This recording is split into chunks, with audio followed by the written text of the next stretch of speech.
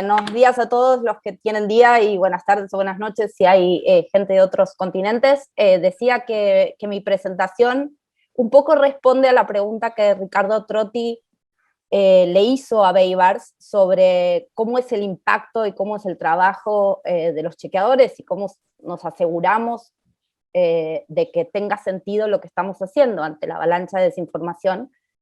Y entonces mi presentación va a mostrar un poco, intentar responder a la pregunta del panel, que obviamente era una pregunta interesante y también que nos coloca en esa situación de tener que rendir cuentas también nosotros los chequeadores y no solo reclamárselo a los otros o a los líderes o a los medios o a los usuarios de redes sociales, que es, bueno, el fact-checking alcanza cuando estamos trabajando contra la desinformación, contra la avalancha de desinformación que vivimos en plena pandemia, contra lo que la OMS llamó la infodemia.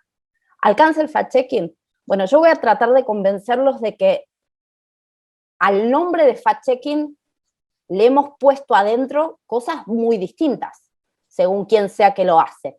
Entonces, quizás si uno es un usuario o un consumidor de medios en los Estados Unidos, tiene una mirada del fact-checking produciendo contenido en distintos formatos y no necesariamente haciendo otra serie de acciones o actividades que muchos de los chequeadores que trabajamos en América Latina sí hacemos e hicimos desde el inicio. ¿Sí? Así que si me dejan y anda la tecnología y me ayuda, voy a presentar sabiendo que Renan va a ser estricto con nuestros tiempos, así que díganme ustedes si se ve bien. ¿Se ve bien? Perfecto. Buenísimo. Entonces, como decía Renan, yo dirijo hace algunos años Chequeado, que es la primera iniciativa no solo de América Latina, sino de un país del sur del mundo. Cuando nosotros arrancamos, es algo que yo suelo repetir, había 3 chequeadores en Estados Unidos, 2 en Francia y 1 en Inglaterra. Y como saben, los sistemas democráticos en esos países son algo diferentes a algunos de nuestros sistemas democráticos en cuanto a fortaleza de sus instituciones, acceso a la información pública, calidad de sus datos y demás. Entonces fue todo un desafío pensar una organización que fuera a hacer fact-checking con los desafíos del norte, pero con muchos más que traíamos a cuestas en nuestras espaldas. Desde el principio, a Chequeado lo fundan, yo digo, 3 consumidores de medios desencantados. Es un doctor en física, un doctor en química y un economista que no estaban encontrando en los medios lo que buscaban, que era más datos, más evidencia y menos bajada de línea. Menos foco en quién decía las cosas y más foco en de qué estamos discutiendo. Desde el principio, los fundadores toman este punto que Baibars refiere recién de no alcanza con que generemos información de calidad o que comuniquemos basados en evidencia y nos quedemos sentaditos a esperar que la gente venga a nosotros, porque no necesariamente va a ocurrir eso, ¿no? Entonces, parte de la estrategia y del ADN de Chequeado desde el inicio fue colaborar, hacer alianzas, y esas alianzas incluyen a medios tradicionales, incluyen a organizaciones de tecnología, incluyen a plataformas, incluyen incluso a artistas o a otras ramas que no tienen que ver directamente con el periodismo, pero que pueden colaborar.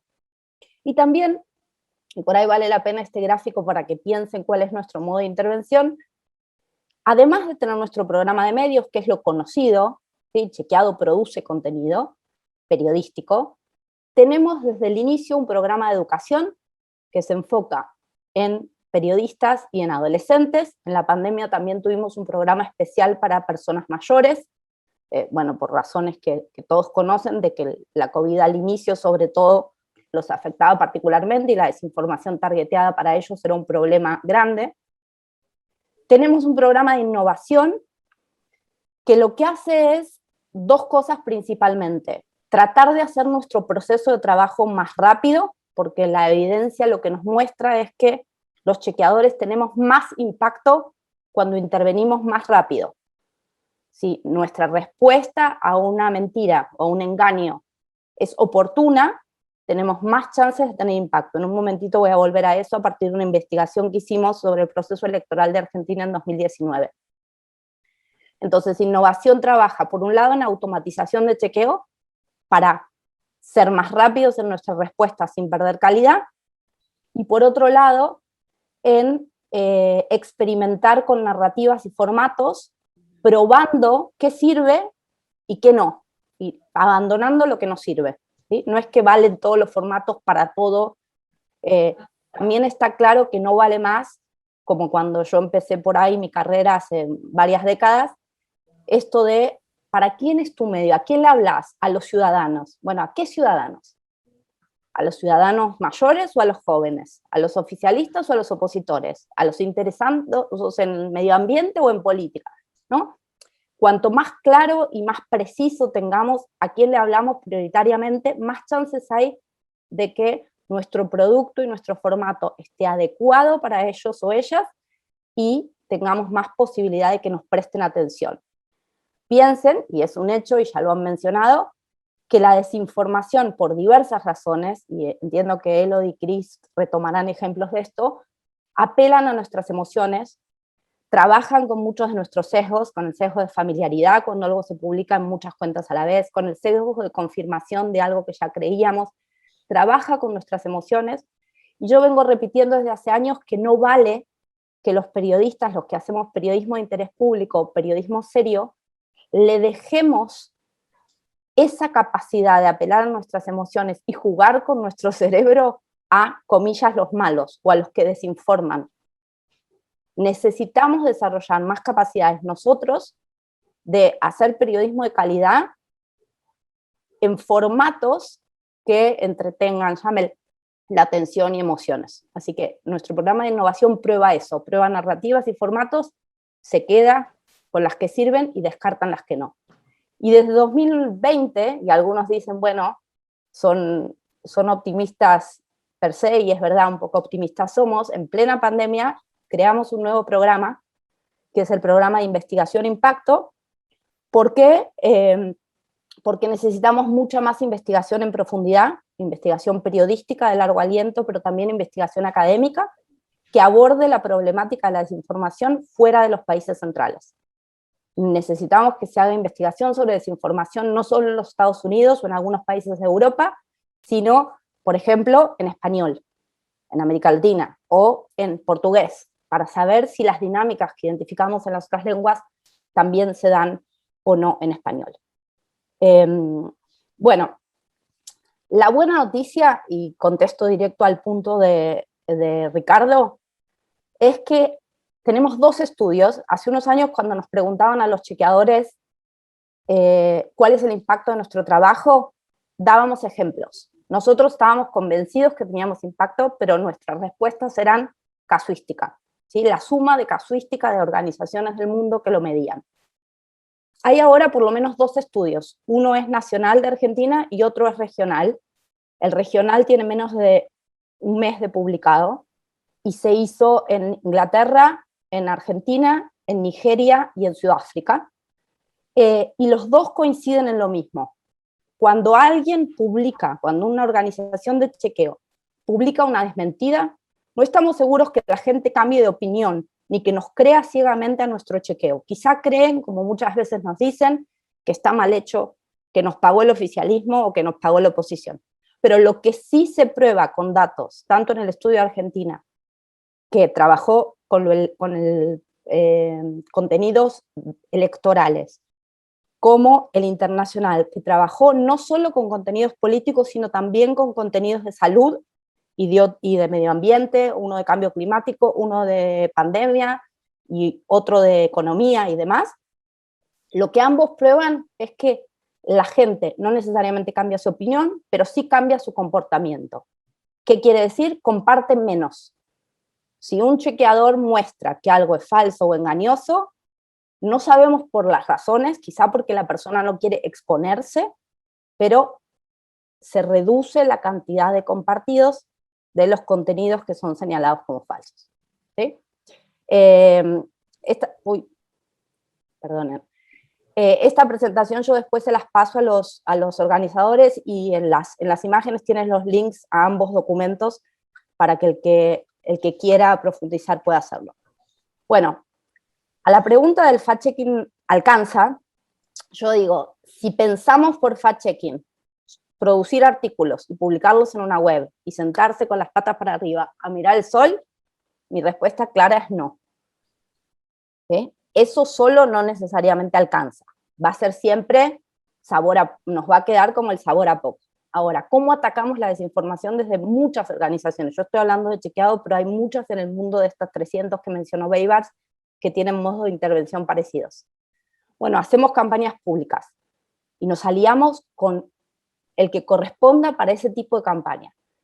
Hacemos colaboraciones periodísticas. Cris les va a contar de la increíble colaboración que ella lideró de Coronavirus Fact Alliance, que es el mayor, digamos, proyecto colaborativo, yo creo que no solo de fact-checking, sino de periodismo, del que tengamos conocimiento. Y al que le interese un poco más de América Latina, quizá Elodie les hace alguna referencia a LATAM Chequea Coronavirus, que es un trabajo en común que hicimos chequeadores de 33 organizaciones y 22 países desde que empezó la pandemia el año pasado.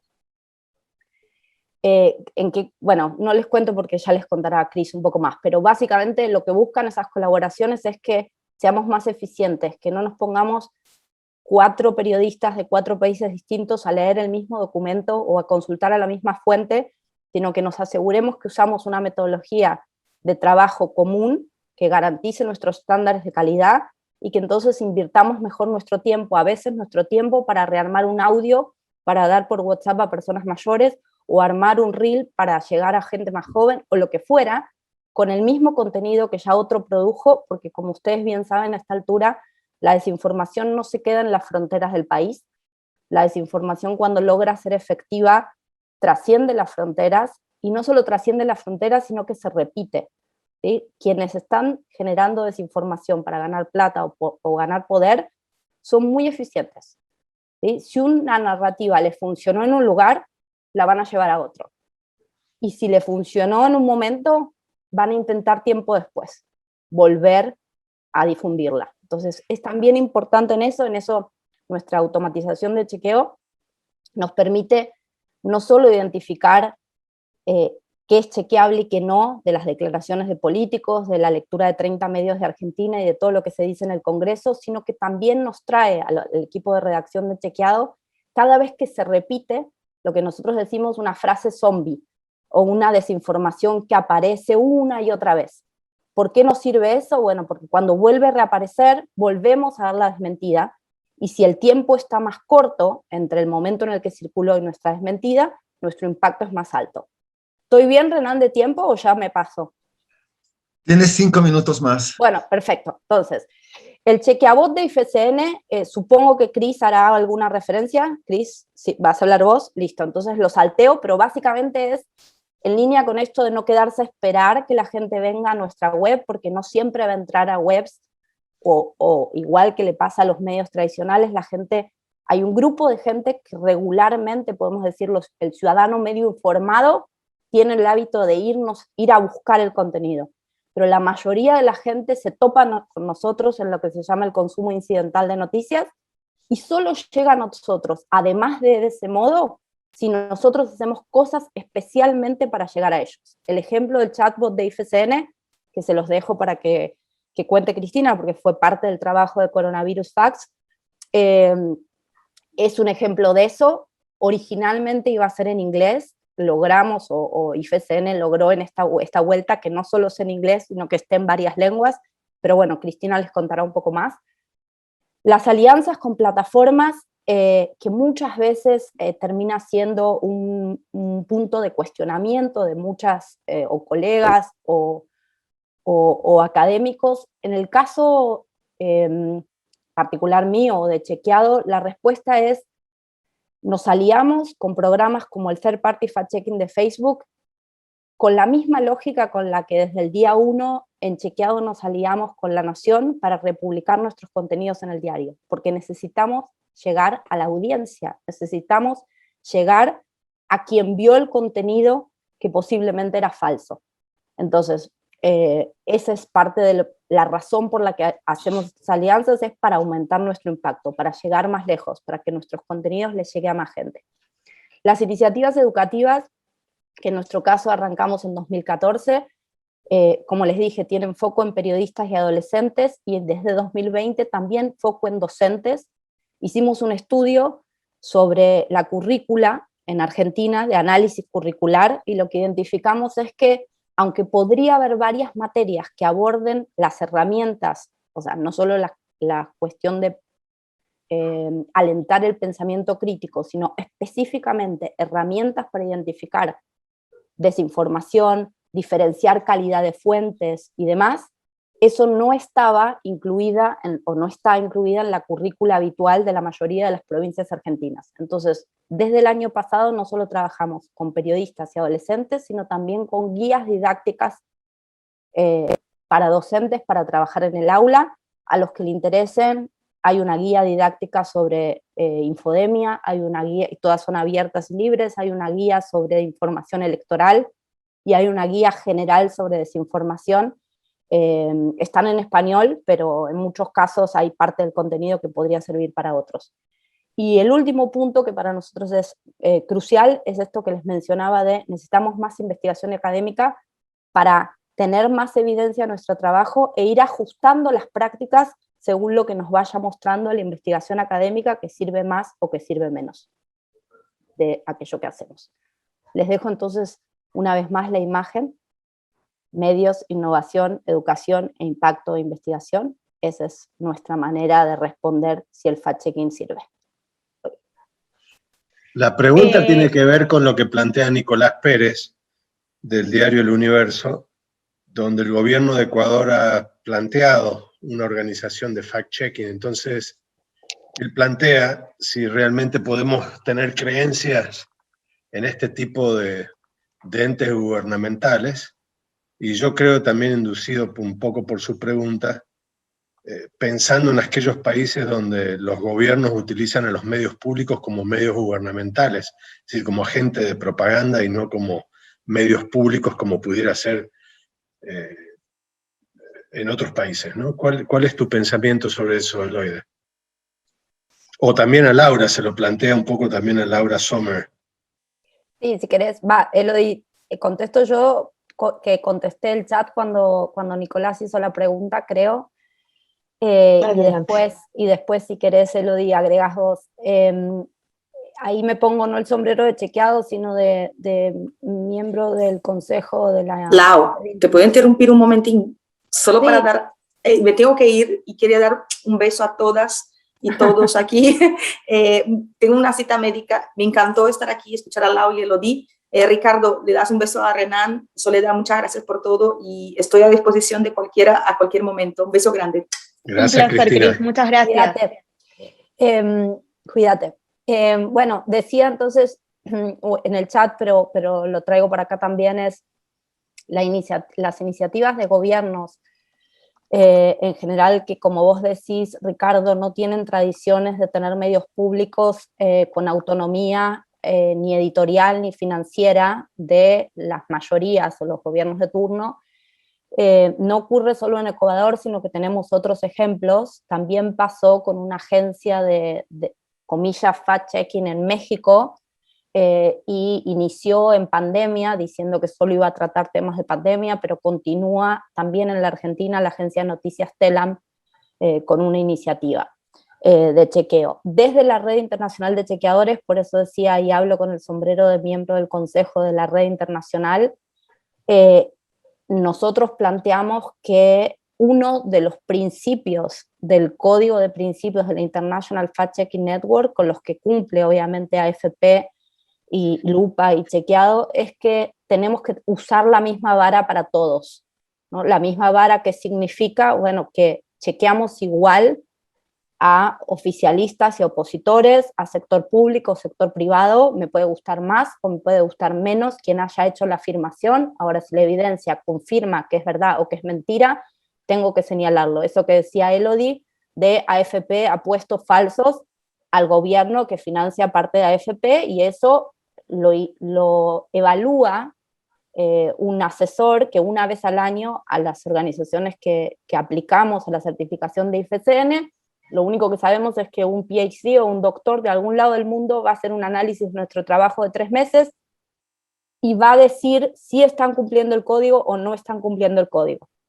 Las organizaciones que se llaman de fact-checking, pero fueron creadas por gobiernos, en principio no cumplen con ese estándar del código y no serían consideradas, al menos no desde lo que nosotros consideramos necesario, como organizaciones de chequeo independiente. Muy claro.